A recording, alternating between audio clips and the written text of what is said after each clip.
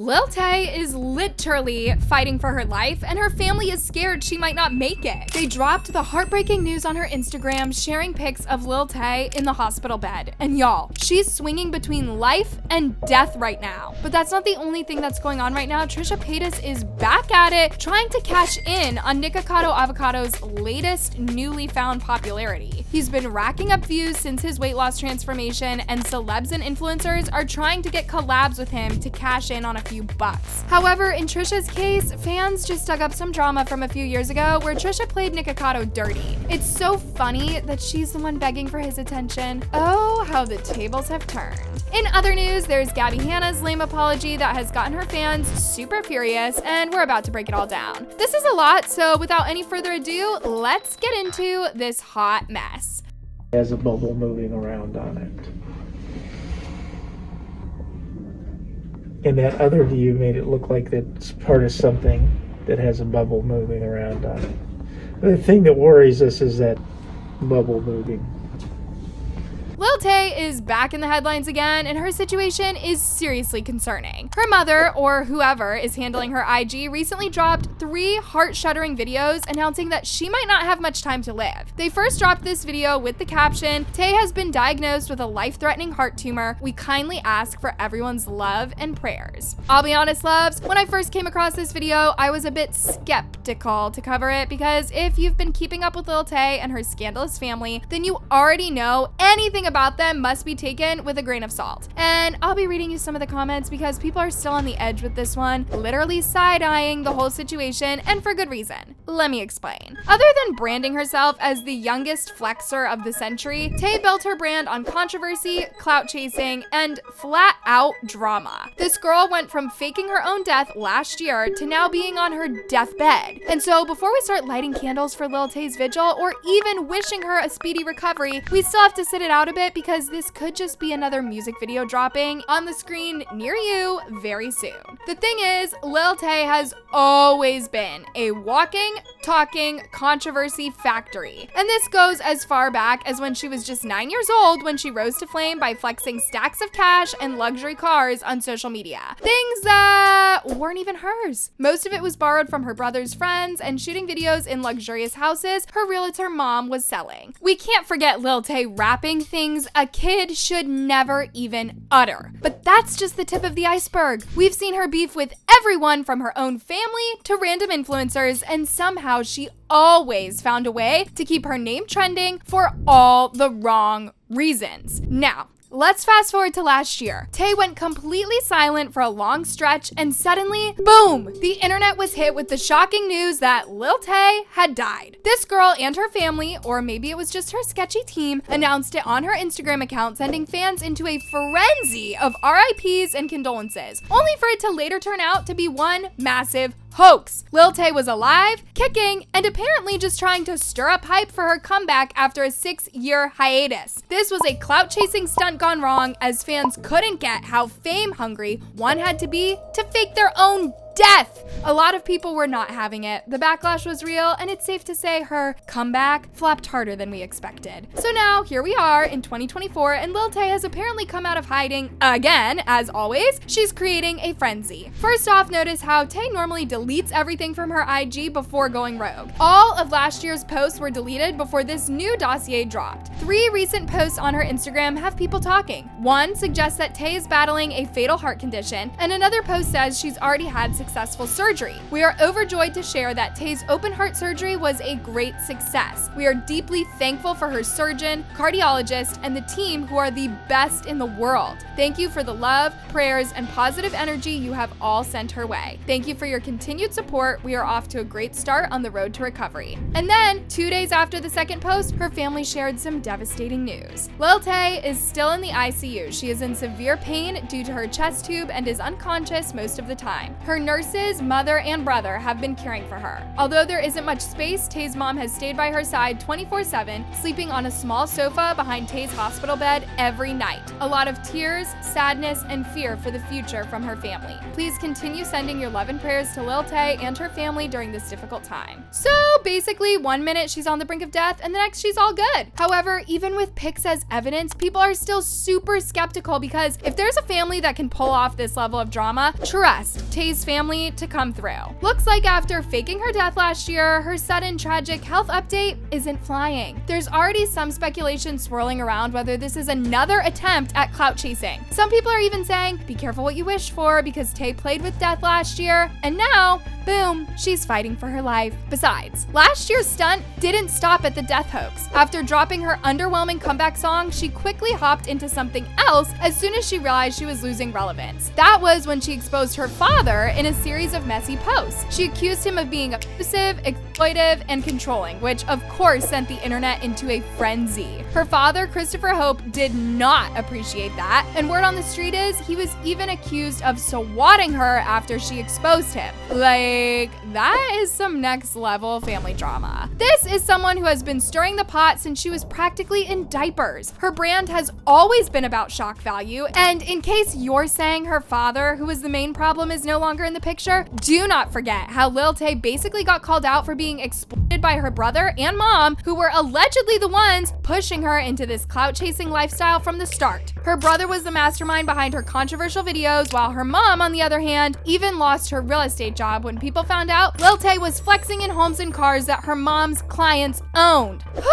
So, yeah, Tay's got a history of stirring up some wild drama, which is why so many people are looking at her latest posts and going, is this just another stunt? And even in the rare chance that this is true, some people have even said that whoever is handling her account is trying to milk this health crisis to get sympathy. People pointed out that you could already see them pushing the sympathy card on this caption. Although there isn't much space, Tay's mom is by her side 24/7, sleeping on a small sofa bed behind Tay's hospital bed every night. Someone wrote, why must they mention that her mom isn't sleeping comfortably? It's a hospital, not a 5-star hotel. She's pulling the sympathy card. Why were all her previous posts deleted before all of this started though? That just seems strange to me. She better not be playing with us this time. Maybe if y'all weren't force feeding her that hookah when she was 9, y'all love attention. The comment section is honestly heartbreaking because some of those pics look real, but these are just her fans who over the years have watched how quickly the narrative around Lil Tay always shifts. One minute she's dead, the next she's alive, the next fighting for her life. The fact that she's always had a scandalous brand only makes it harder to believe anything she says at face value. If it's legit, then of course we wish her the best, and no one wants to see a young person in real danger. But if it's not, and this is just another attempt to grab headlines, then girl, you really need to sit down and rethink your strategy. This ain't it. Is she really on the brink of death, or is she pulling another fast one to get her name trending again? What do y'all think? But something that is bringing people together is this Trisha Paytas and Nikocado Avocado drama. Believe it or not, Trisha just shamelessly hit up Nikocado Avocado for a collab, and this did not go down so well as she had hoped. After Nick's big social experiment reveal where he dropped 250 pounds, a lot of celebs and influencers are trying to collab with him to cash in because he has everyone's attention right now, and yep, Trisha slid into his DMs like she forgot all about how she did him dirty.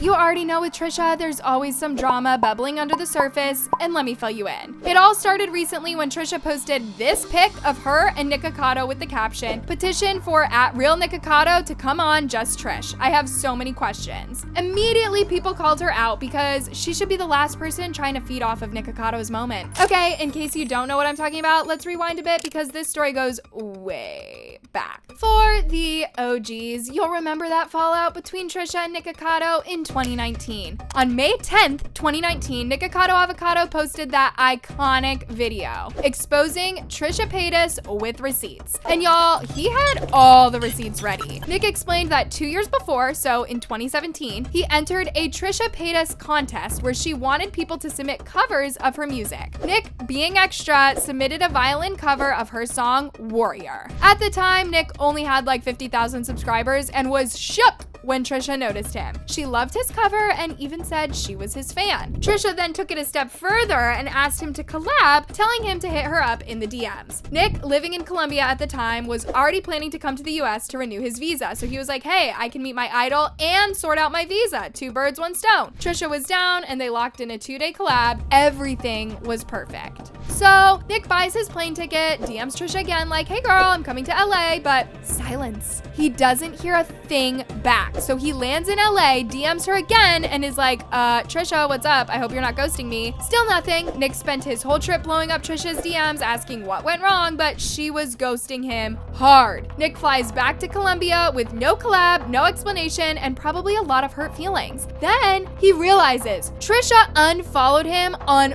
all social media, that Nick must have done something to annoy her. Fast forward a few months and Nick finally decides to set the record straight. My story has never been told.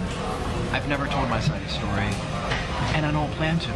This happened 7 months ago. I'm not gonna, out of respect for Trisha, out of respect to you guys and all the other variables, I'm not gonna dig something back up from last Christmas. Even then, he DMs Trisha one more time, but still nothing. Next thing you know, boom, Trisha's DMs get leaked. Yeah, Martin Louis, a drama reporter and Nick's ex-friend, how convenient, right? Exposed Trisha's inbox, showing she never even opened Nick's messages. Not only that, she had no idea why Nikocado was DMing her so much the whole time. But wait, there's more. Martin also revealed that Nick was tagging Trisha in his videos without her even knowing, sneaking her name into his tags like KFC mukbang with Trisha, trying to boost views. Not only that, but rumors were swirling that Nick was telling people Trisha paid for his flight to LA. Lies were being told, when in reality, Nick paid for that plane ticket all by himself. I was never going to, like, I don't know. I was never going to. I wasn't gonna, like, collab, you know what I mean? Like, I don't know where that came from. Remember, loves, this whole collab thing was Trisha's idea.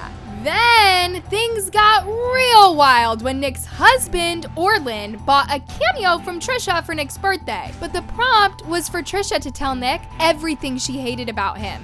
Messy is an understatement. But Trisha wasn't done. Oh, no. She started shading on Nick on YouTube, painting him as some crazy obsessed fan. She was making it look like Nick was this desperate guy who couldn't take a hint. I don't know what happened a couple of years ago. Something happened where, I don't know if we, like, you misinterpreted something, or I don't know if it just was like a rumor someone started that I, like, paid for your flight, which we both know we didn't do, but look, let's not talk about what we don't love. Fast forward to 2019 and Nick had enough. He posted a full-on expose about the cameo drama from the 2017 ghosting scandal, and you guys, the internet exploded. Nick's fans started trolling Trisha's comments with avocado emojis, demanding answers. Trisha, of course, didn't explain anything. She just hit Twitter with a bunch of weird tweets and had a meltdown video on her kitchen floor. Classic Trisha. Mental health is not a crutch or a scapegoat that you get to,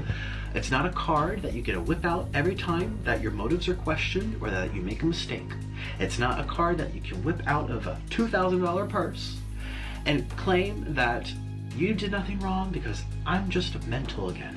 And then Trisha took to Twitter with an unapologetic vibe like, okay, so I didn't DM him back, and what are y'all gonna do? Cancel me or cut off my gas supply? She even shared some DMs from her fans warning her that Nick was unhinged and that she should avoid collabing with him. So for the longest time, Trisha never apologized and she never gave Nick any closure. Meanwhile, Nick kept exposing her, and even other YouTubers like Simply Nessa started coming out with their own stories of Trisha ghosting them last minute. I'm just not good at communicating like back to people.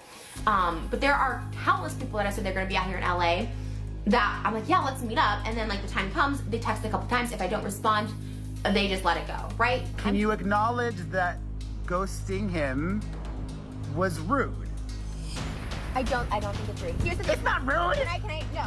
That is rude. But the heat was so hot on Trisha's heels for years that finally in August 2019, Trisha couldn't take the heat anymore and folded. She posted a video titled Dear Nikocado Avocado, where she finally apologized, throwing some sad story about how she was going through a lot and had to cancel. They squashed the beef. Nick even went on her podcast in 2020 and they rehashed drama for the views, but afterward, they went their separate ways. Does he actually hate me? And he goes, no, I asked him. I think he said, he's like, I asked him on a scale of 1 to 10.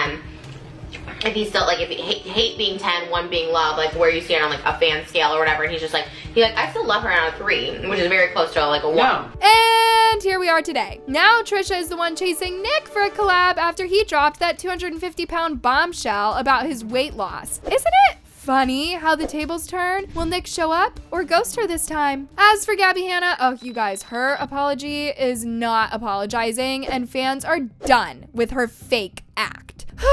Where do we even start with this one, y'all? So Gabbie Hanna just dropped her latest YouTube video titled A Long Overdue Apology. And if you thought she was coming through with some genuine apologies after all her past scandals, well, you might want to lower your expectations. So in this 17+ minute drama fest, Gabbie starts by reflecting on her 10 years on YouTube. Girl, the internet has a memory of an elephant. We don't forget your messy history. She claims that this milestone made her reflect on all of the wrongs she's done to influencers, her fans, and even people she's worked with. The thing is, this so-called apology was so vague. It had everyone side-eyeing their screens. From the jump, she reads the list like she's checking off grocery items instead of making amends. It was more like apologizing to everyone, but names no one. She only says vague lines like, to anyone I've worked with, from producers to PAs to YouTube originals, sorry if you felt hurt in any way. If they felt hurt? Gabby, that is not an apology, girl. That is a weak, oops, my bad, disguised as accountability. One fan hit the nail on the head in the comment section saying, to apologize to everyone and no one at the same time is a talent she